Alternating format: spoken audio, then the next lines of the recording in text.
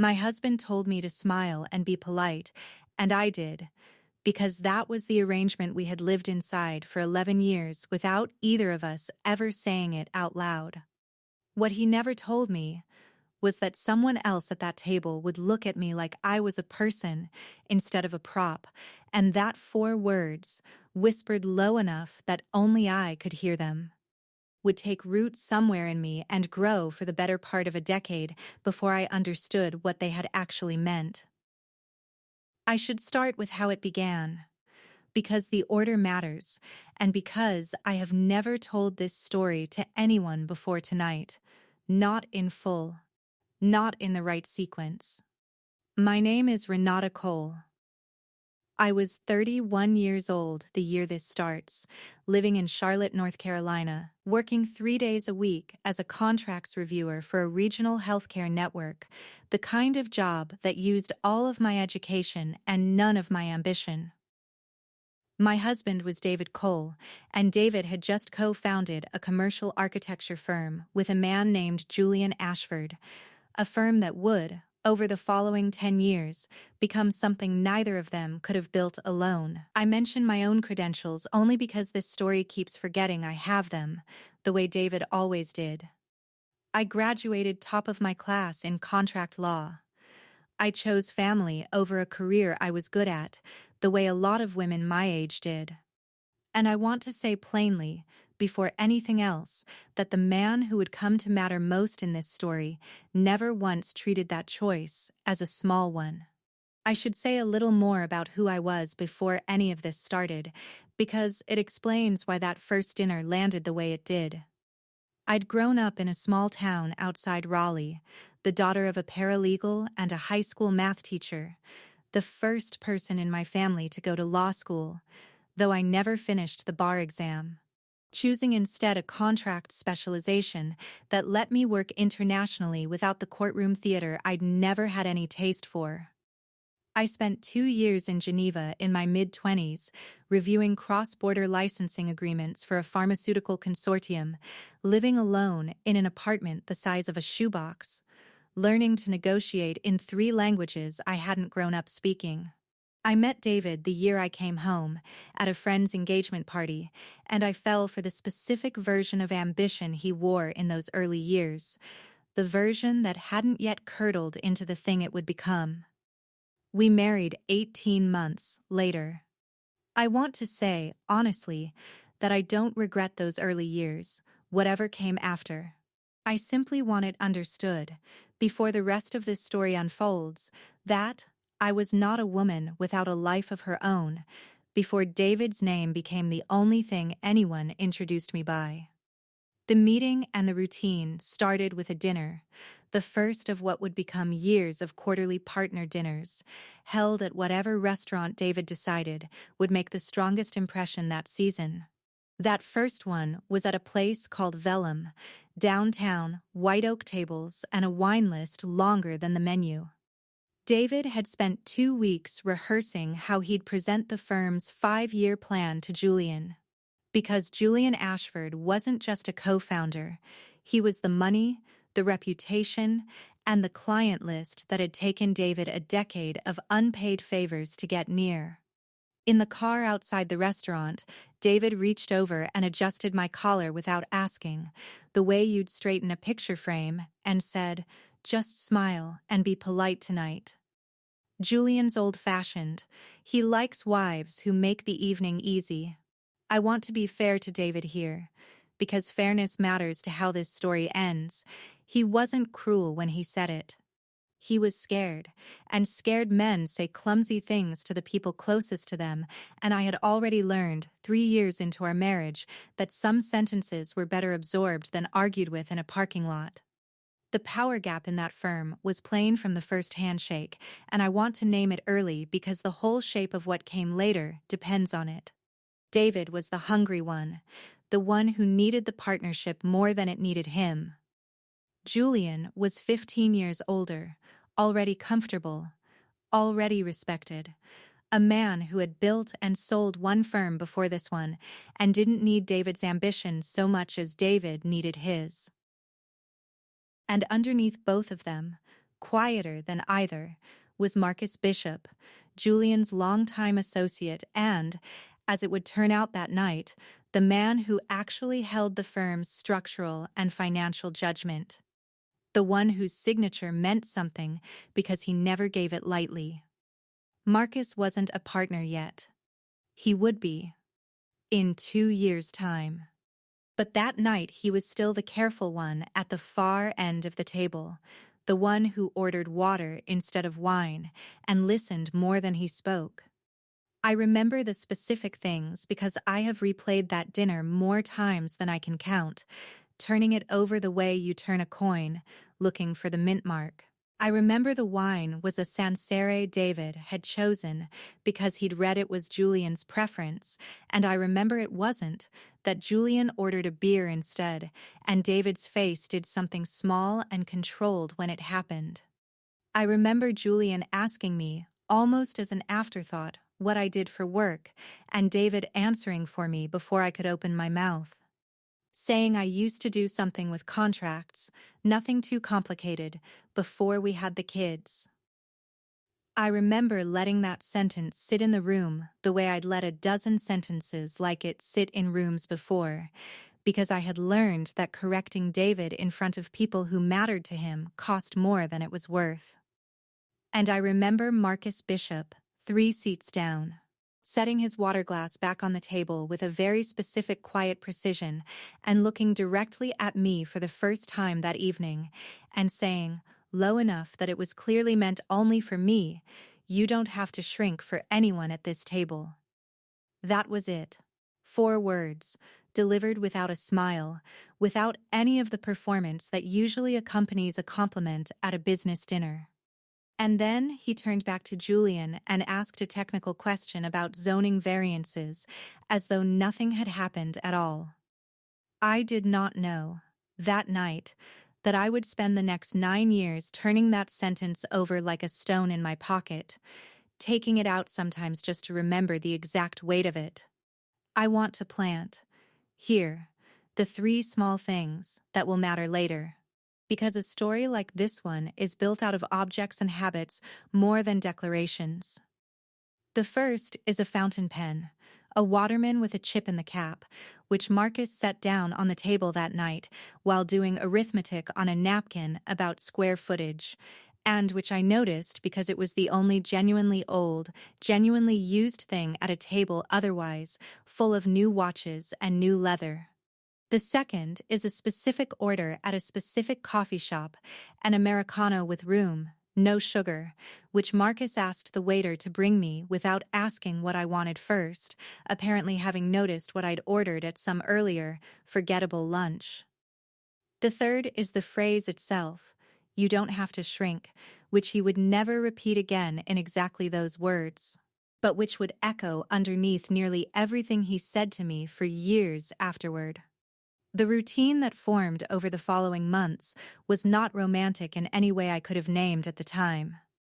Ashford Cole Architectural, as the firm came to be called, needed a contracts reviewer for its larger commercial projects, someone who could read a construction agreement the way I could read one.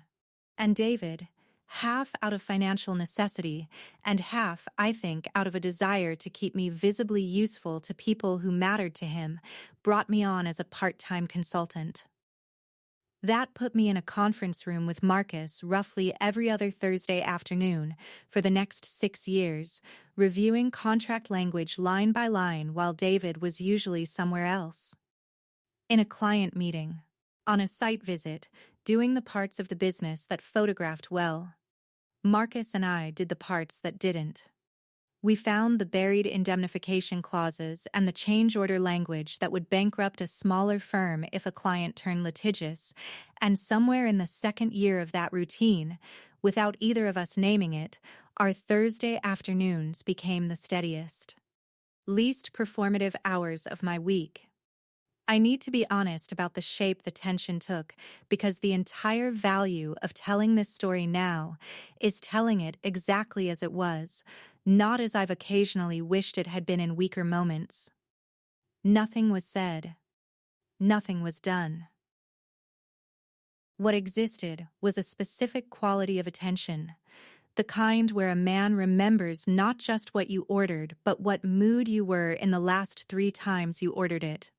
The kind where a look holds a half-second longer than a look between colleagues typically holds, and where both people, every single time, look away first, rather than let the half-second become a whole one.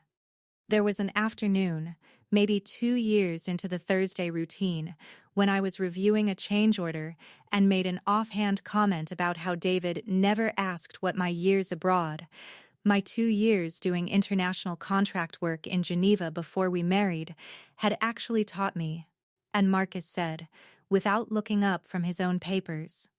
He asked me once whether you'd be embarrassed at client dinners. I told him I didn't understand the question.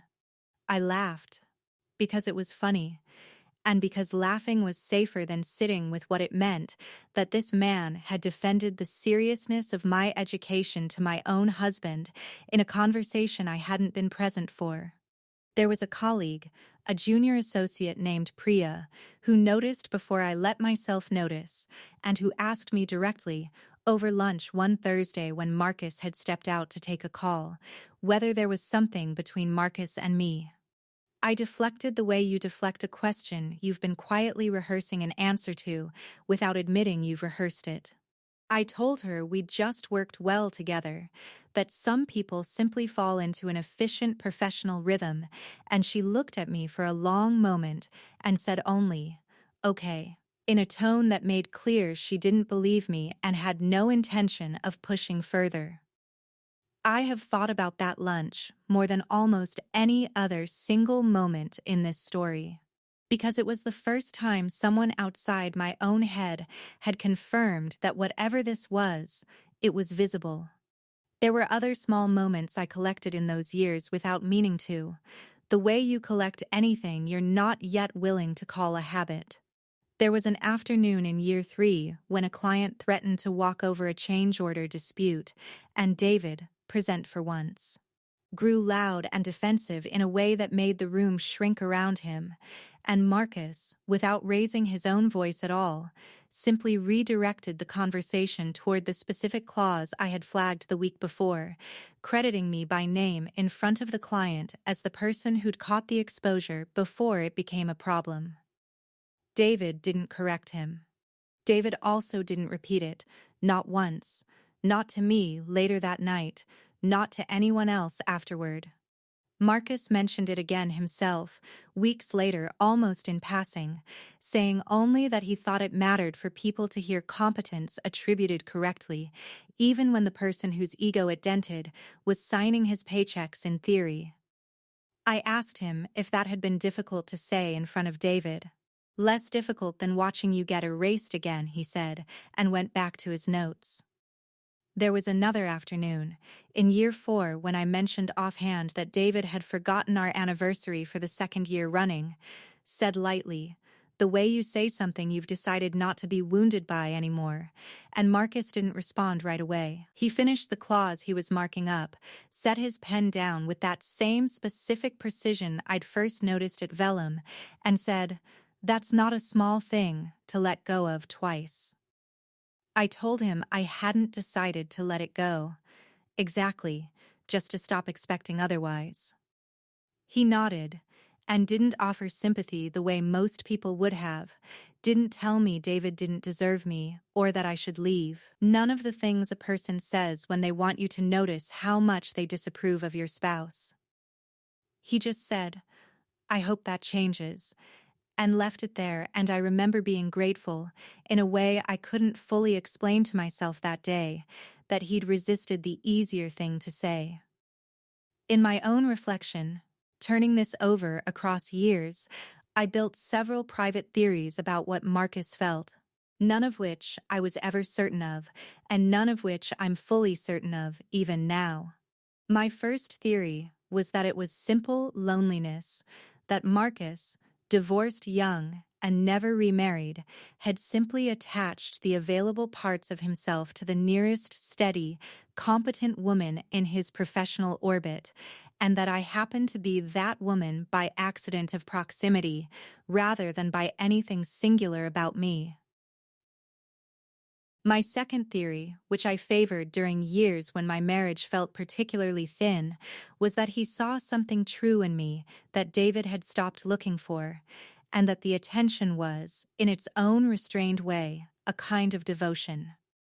My third theory, the one I trust most now, telling this story with distance, is that both were probably true at once. That loneliness and recognition aren't mutually exclusive, and that Marcus himself likely never resolved the question any more cleanly than I did. The specific reason nothing ever happened between us was not a mystery, and I want to state it as plainly as the guidelines of honesty demand, because turning it into a tragic accident would be dishonest to Marcus and to myself. Marcus Bishop had watched his own father have an affair with his business partner's wife when Marcus was 14 years old. An affair that dissolved two families and one company inside 18 months, and Marcus had built, out of the wreckage of that specific adolescence, a private and absolute rule that he would never, under any circumstance, become a man who crossed that particular line. He told me this exactly once, on a Thursday afternoon in the fourth year of our routine, not as a warning to me, but as an explanation offered almost apologetically, as though he owed me the reason for a distance I hadn't asked him to justify. "I still don't have a father-in-law I speak to," he said. And then he went back to the contract in front of him. And neither of us mentioned it again for years. I also carried my own reason, less dramatic, but no less real. I had two children, a mortgage tied entirely to David's income at that point, and a mother in declining health who needed a stability I was not willing to gamble with over a feeling I couldn't even fully name. There was one specific Thursday, in year 5, when David was traveling and Marcus and I finished a review 2 hours before either of our schedules required, and neither of us left the conference room, and neither of us said anything that crossed any line, and when the silence between us stretched past comfortable into something else entirely, Marcus stood up first, gathered his papers, and said, "I should let you get home to the girls." And I said, "You should." And we both meant something larger than the words, and we both let the moment close itself without incident, the way we always did. There was a second test of that boundary, harder than the first, at a firm holiday party in year 6, held that year at a hotel ballroom downtown, rather than at the office, with enough wine circulating that the usual careful distances between people softened at the edges. David had left early with a client, something about a flight to catch, leaving me to find my own way home, and Marcus, without making a production of it, offered to drive me rather than let me call a car alone at 11 at night. In the car, stopped at a red light 2 blocks from my house, the quiet stretched long enough that I found myself watching the side of his face in the glow of the dashboard lights, and he was watching the light rather than me, deliberately. I understood even then, and when it turned green he didn't move for a full second longer than the light required, and neither of us commented on the second. And then he drove on. He walked me to my door, the way you'd walk a colleague to a door, and nothing more, and said goodnight from 2 full steps back on the porch, a distance I understood even at the time to be entirely intentional, a small and specific act of restraint performed so plainly that it was almost its own kind of confession. I stood in my hallway afterward for a long time before I turned on any lights. I want to be honest that I tested the boundary too, at least once, in a way I'm not proud of and have never told anyone until tonight. In year 6, during a stretch when David and I were barely speaking, I sent Marcus a text late on a Friday night that had no business being sent to a business partner. Something too personal, too clearly an invitation for him to say more than he'd ever allowed himself to say. He didn't respond until Monday morning, and when he did, it was a single line, gentle but unmistakably a closed door. I read that. I'm not going to pretend I didn't feel something reading it. But I need us both to still be people we can live with on Thursday. I deleted the message within the hour, ashamed less of having sent it than of how carefully, how kindly, he had refused to let either of us become something smaller than we'd spent 6 years being. The firm changed shape gradually and then, all at once, the way these things do. David's ambition, which had once been the engine of the partnership, began to curdle into something more brittle as the firm grew large enough that his early hustle no longer distinguished him from anyone else in the room. He started taking bigger financial risks with the firm's capital, expansion into markets Julian and Marcus both privately thought were premature, and the tension between the three men grew even as the tension between Marcus and me stayed exactly, deliberately still. 6 years into the Thursday routine, Julian retired, selling his remaining stake to David and Marcus jointly, and the firm was renamed Cole Bishop. David saw this as validation. Marcus, I think, saw it as the moment the buffer between David's recklessness and the firm's stability disappeared. The time skip that changed everything came in year 7, when my mother's health worsened enough that I moved my consulting hours down to almost nothing, and eventually stopped entirely to care for her in the final 18 months of her life.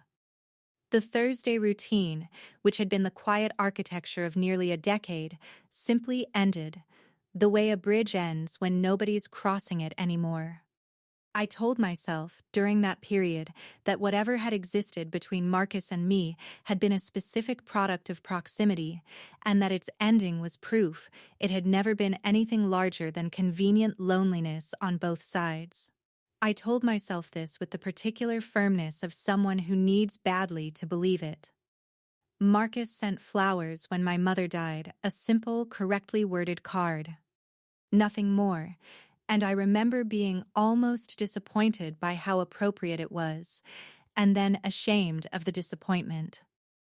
The 18 months of my mother's decline were the loneliest of my marriage, though I didn't fully understand that until much later. David visited the hospital exactly 4 times, always briefly, always checking his phone in the hallway before he'd even sat down beside her bed, and I remember thinking, somewhere in the middle of that stretch, that I had become entirely invisible to the 2 men whose attention had once defined the shape of my days, one by long habit and one by his own careful, deliberate choice. I didn't see Marcus at all during that period, not once, not even at the office, since I had no reason to be there, and he had no reason to seek me out beyond the boundaries we'd both spent 7 years respecting. I told myself that was proof of something, that a man who truly felt what I sometimes suspected he felt would have found some excuse, some pretext to check on me during the hardest stretch of my adult life, and the fact that he hadn't seemed, at the time, like the clearest evidence yet that I had spent years building a private mythology out of a professional friendship that had never been more than exactly what it appeared to be. I understand now, with the specific document in front of me, that his absence during that period wasn't distance at all. It was the same restraint dressed in a different shape, a man deciding that a grieving woman with a fragile marriage and a dying mother needed steadiness and boundaries far more than she needed a colleague's careful attention, and choosing, at real cost to himself as I'd later learn, to give her exactly that. I didn't understand this at the time.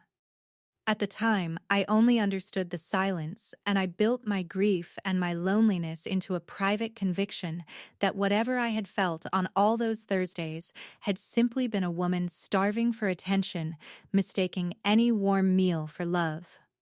The discovery came 4 years after that, and it came, as these things often do, through paperwork rather than through any scene either of us had engineered.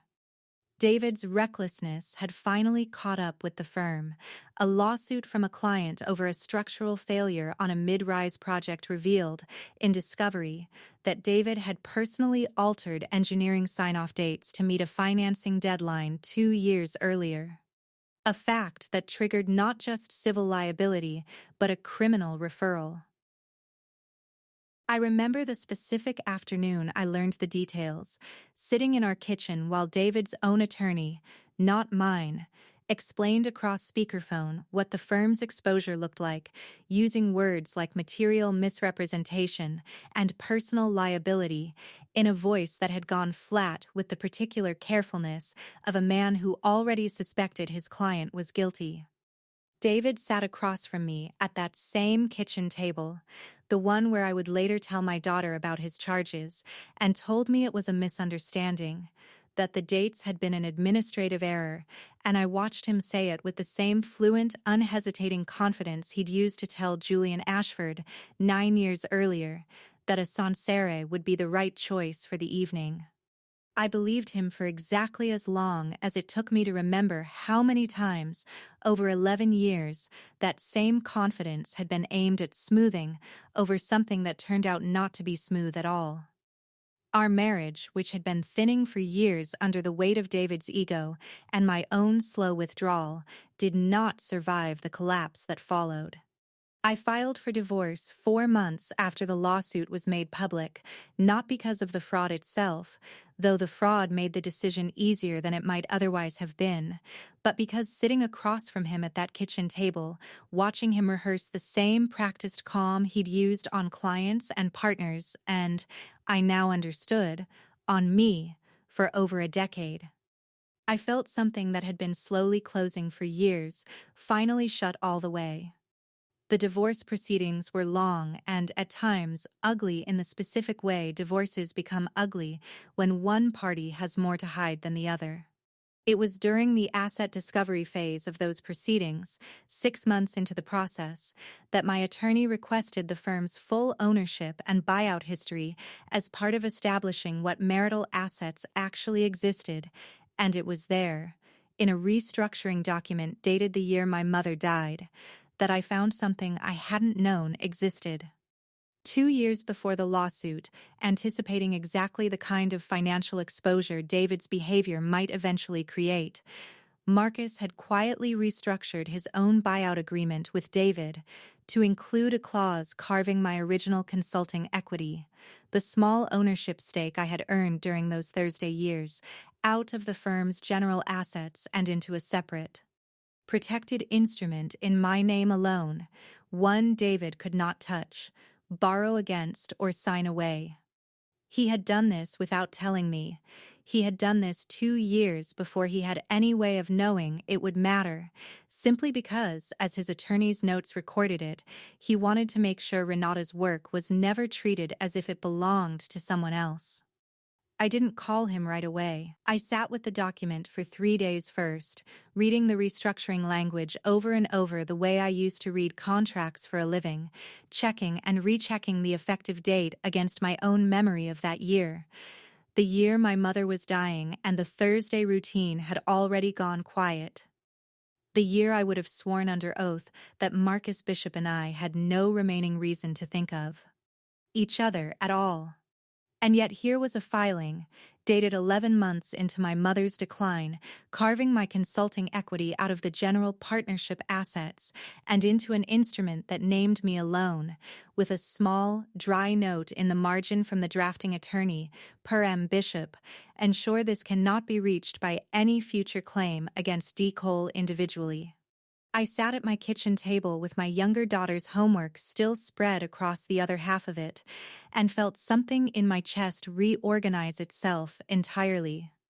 I called him the week I found the document, my hands unsteady in a way they had not been unsteady in years, and asked him to meet me, and he did, at a coffee shop that was not the one from all those Thursdays. A neutral place neither of us had history with, small tables, a window looking out on a parking lot instead of anything scenic, as though we'd both independently chosen a setting with nothing left to symbolize. I remember sliding the document across the table and asking him, directly, why. He was quiet for a long moment, turning his coffee cup a quarter turn on its saucer, the same unhurried precision I'd watched him bring to 100 contracts, and then he said, "Because you did real work, and I wasn't going to let it disappear into David's mess just because nobody ever put your name on it properly the first time." I asked him if that was the only reason. He looked at me, the same directness from that first dinner 9 years earlier, and said, "No, but it's the reason I can say out loud without either of us regretting it." I sat with that answer for a long time before I said anything back. I asked him how he'd known, 2 full years before the lawsuit, that David's exposure would ever become real enough to matter. He told me he hadn't known, not specifically, that there had been no single triggering incident, only a slow accumulation of small dishonesties in David's paperwork that Marcus, reading contracts for a living the same as I once had, couldn't unsee once he'd started looking for them. He said he'd raised it with David directly, once, in private. And David had waved it off as Marcus being overly cautious, the same word David had used about most forms of caution his entire career. Marcus told me he hadn't restructured my equity as an accusation against David, not really, but as the only form of protection available to him that didn't require accusing anyone of anything yet. A hedge built quietly into paperwork rather than a warning spoken aloud that might have blown up a marriage and a friendship both, on a suspicion he couldn't yet prove. "I didn't want to be the reason your marriage ended over something I might have been wrong about," he said. "I only wanted to make sure that if I turned out to be right, you wouldn't be the one who paid for it twice." The reckoning happened in that same conversation, though it took most of an hour to arrive at it fully. I told him about the fountain pen, still remembered after 9 years, and he told me he still had it, that the chip in the cap had happened the week his father left, and that he'd never replaced it because some things were supposed to stay a little broken as a reminder. I told him about the coffee order, and he admitted, almost sheepishly, that he'd noticed what I drank the very first week of our Thursday reviews, and had simply never stopped noticing. I told him, finally, about the sentence from that first dinner, "You don't have to shrink for anyone at this table," and asked him if he remembered saying it. He said he remembered it exactly, that he'd said it because David had just erased me in a single sentence in front of a room of men who mattered to him, and Marcus had needed, in that moment, to put something true back into the space David had emptied out. I asked him, because I finally had to, whether in 9 years he had ever once considered crossing the line his father had crossed. He didn't look away from the question, which is the part I've always respected most about him. "Every single Thursday," he said, "and every single Thursday I decided it would make me a smaller man than I was trying to be. That was never about you not being worth it, it was about what I promised myself I'd never become." Neither of us said anything more romantic than that. And I want to be honest that I have never once, since that afternoon, heard him say the word love in connection with me, and I have never said it to him either. What broke that day wasn't the boundary. It was simply my understanding of what 9 years of restraint had actually cost him, and what it had actually meant. I revisited, in the weeks after, the small motifs that had sat quietly in my memory for so long, and found each of them changed by what I now understood. The pen wasn't just an old habit, it was a boy's grief he'd carried into every room for 30 years without explaining it to anyone. The coffee order wasn't a small kindness, it was 9 years of a man choosing to notice a woman properly in a marriage where noticing had become rare. The sentence from that first dinner wasn't flattery, it was the opening line of the only kind of devotion he had permitted himself to offer, one built entirely out of what he refused to take rather than what he gave. I asked him, in that same conversation at the coffee shop with the parking lot view, about the 18 months of my mother's illness, about the silence I had built into evidence against him. He told me it had been the hardest restraint of the entire 9 years, harder even than the night he drove me home from the holiday party.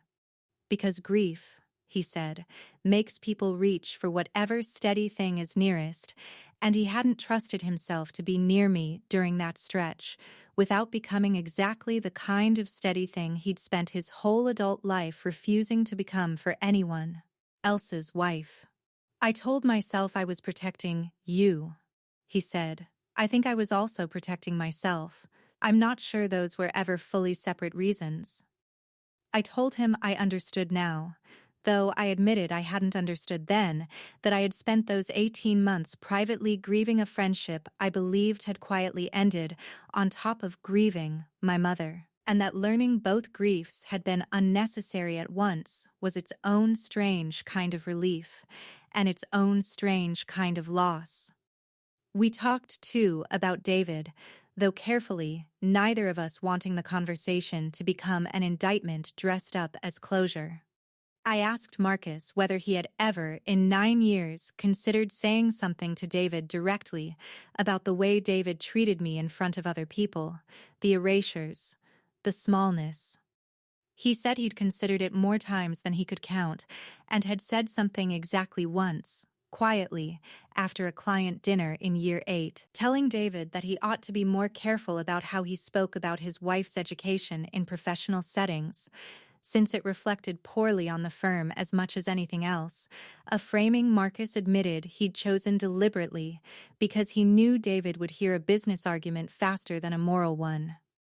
David had apologized, briefly, and changed nothing. I ran out of angles after that, Marcus said. I decided the only thing left that was actually mine to control was making sure you had something solid under your feet whenever it finally came apart. I didn't know it would take this long. I didn't know it would come apart the way it did. I just knew it would, eventually, come apart. I did not, in the months that followed, walk into a new relationship with Marcus Bishop, and I want to be plain about that, because I think the version of this story that ends that way would be a smaller, less honest one than the version that actually happened. My daughters were 15 and 12. My finances, thanks in no small part to the very clause we'd just discussed, were more stable than they had any right to be given what David had done to the rest of our life together, and I used that stability to rebuild a career of my own rather than to rebuild a marriage of any kind, with anyone. I took a position with a regional healthcare compliance firm the following spring, my first full-time role in over a decade. And I earned it the way I'd earned everything before David convinced me to set it aside, sitting through interviews and a technical assessment against candidates half my age, and within a year I was leading a small risk review team of my own. Work that had nothing to do with Marcus, nothing to do with David, nothing to do with anyone but the version of myself I'd been quietly protecting under all those years of other people's arrangements. Marcus and I still speak, occasionally, mostly about the firm, which he restructured after David's conviction into something smaller, more careful, entirely his own, renamed once more, this time for no one but himself. We had one more direct conversation, almost a year after the discovery, at his office rather than a coffee shop, in which I told him I had decided not to let 9 years of restraint collapse into something either of us might regret in year 10, that whatever this had been, it had been real precisely because it never became anything else, and that I intended to protect that fact rather than spend it. He was quiet for a moment, and then he told me he'd expected me to say exactly that, and that some part of him had been relieved even before I said it, because he'd spent so many years building his own worth around the specific shape of what he refused to take that he wasn't entirely sure who he'd be on the other side of finally taking it. I think we'd have ruined the only part of this that was ever actually good, he said. I'd rather keep that than trade it for something neither of us built to last. I told him I agreed, and I meant it, though I won't pretend agreeing with him cost nothing. He nodded and said only, "I think you're right," and neither of us has revisited the question since, though I don't think either of us has entirely stopped carrying it either. We exchange a card at Christmas most years, brief and unremarkable to anyone who might read it over our shoulders, and once at my younger daughter's college graduation 2 years ago. I looked up from the crowd and saw him standing at the back of the auditorium, having driven 3 hours to be there without telling me he was coming, and he left before the reception started, the way he has always left before anything could become more than what it was allowed to be. I think often now about what it means to love someone by the specific shape of what you refuse to do, rather than by what you say or take. I think about how restraint, held long enough and honestly enough, can become its own kind of devotion, quieter than any declaration and in some ways sturdier for never having been tested against the ordinary erosions of a life shared too closely. I don't know what to call 9 years of Thursdays and a fountain pen with a chipped cap and a document filed quietly 2 years before it mattered. I only know that when I finally understood what it had been, it didn't feel like something I had lost. It felt, instead, like something I had been given, carefully, by a man who never once asked me to notice it was being given at all. If this story stayed with you, join our community by hitting that like button and subscribing for more quiet, honest stories.